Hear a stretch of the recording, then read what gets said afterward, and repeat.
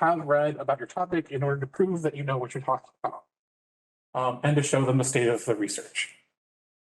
And obviously, there's more to it than that, but at its core, that's what a literature review is. Again, sometimes it stands alone as its own thing. Sometimes you can see published literature reviews, like you go searching on academic websites, you go searching on the internet, and you find just a straight up literature review.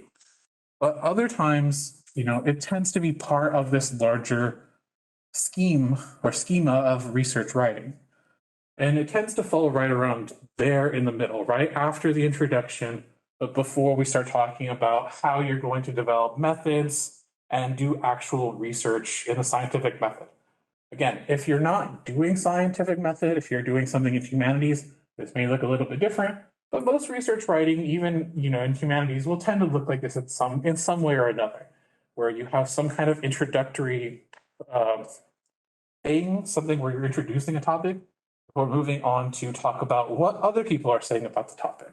And that's what the literature review is.